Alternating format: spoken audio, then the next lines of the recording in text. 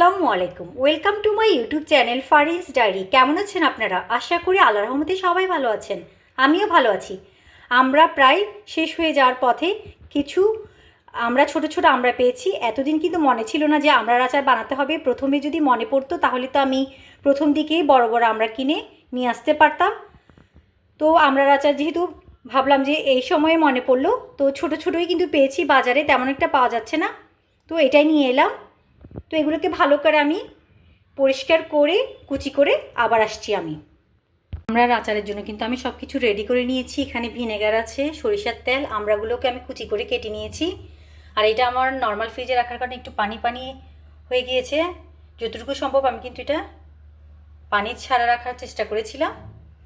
সমস্যা নেই, এটা কিন্তু আমি ফ্রিজে রাখবো। আর এখানে আমি এক বাটি চিনি নিয়ে নিয়েছি। এখানে 5 ফোড়ন আছে, এখানে রসুন আছে, এখানে মরিচ গুঁড়ো, 5 ফোড়নের গুঁড়ো, চিলি ফ্লেক্স, হলুদ গুঁড়ো, তেজপাতা, আর এখানে সরিষার গুঁড়ো। এবার আমি আচারটা বানানো শুরু করছি।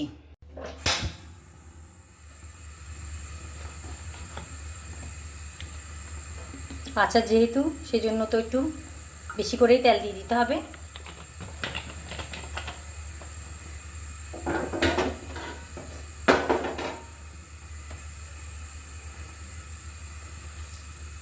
তেলটা বেশি গরম হওয়ার দরকার নেই, আমি কিন্তু এর আগে রসুন দিয়ে দিচ্ছি।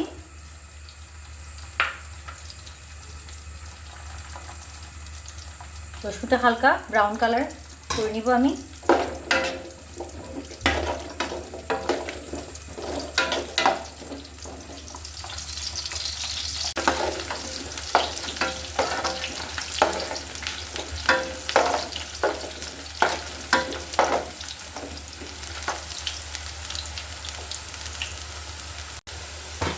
আমার রসুনগুলো কিন্তু হালকা ব্রাউন কালার হয়ে গিয়েছে। এবার আমি 5 ফোড়ন দিয়ে দিচ্ছি, তেজপাতাও দিয়ে দিচ্ছি।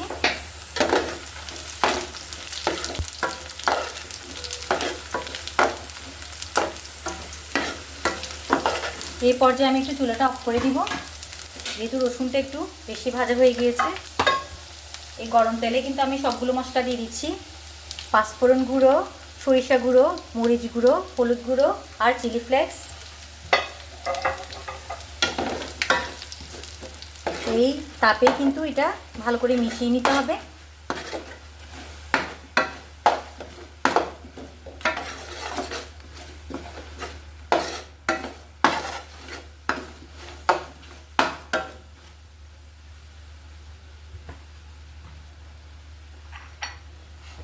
এবার আমি আমড়াগুলো দিয়ে দিচ্ছি।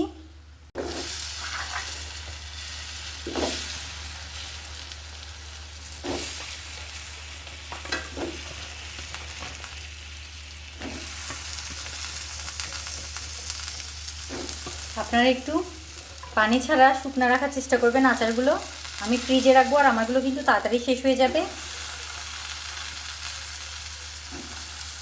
আচারে পানি থাকলে কিন্তু এটা নষ্ট হয়ে যাওয়ার সম্ভাবনা থাকে।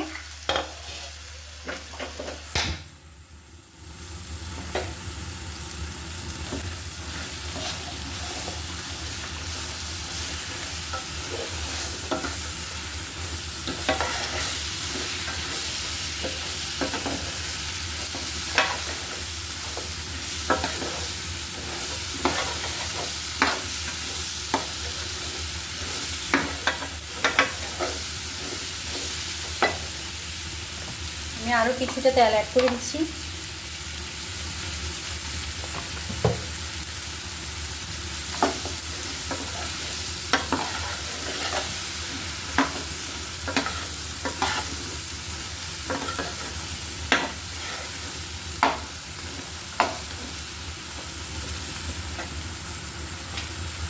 পরিমাণ মতো লবণ দিয়ে দিচ্ছি।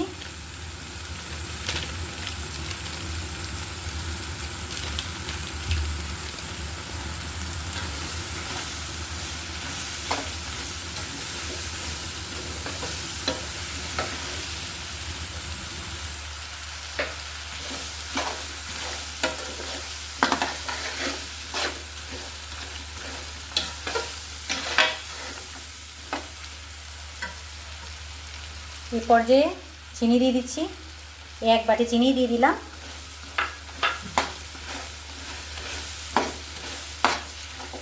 প্রত্যেকে তার স্বাদ অনুযায়ী দিবে। আমি তো টক ঝাল মিষ্টি করতে চাচ্ছি আমার আচারটা, যেন সব কিছুতে ব্যালেন্স থাকে ঠিকমতো।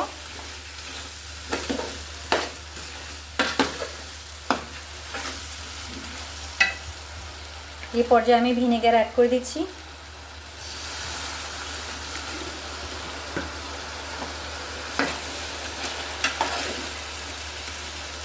ভিনেগার দিলে কিন্তু সহজে নষ্ট হয় না আচার।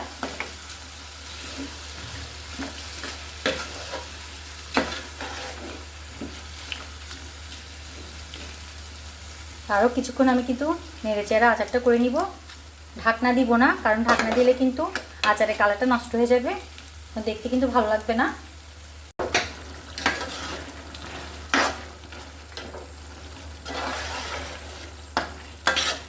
আমড়াগুলো সফট হয়ে আসা পর্যন্ত আমি অপেক্ষা করব।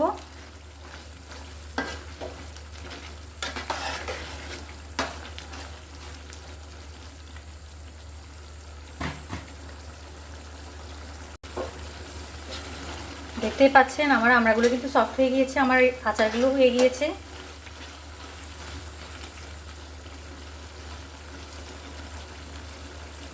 আমি এবার চুলাটা বন্ধ করে আপনাদেরকে দেখাচ্ছি কেমন হয়েছে। দেখতে পাচ্ছেন আমার আচারটা কত সুন্দর আর লোভনীয় লাগছে।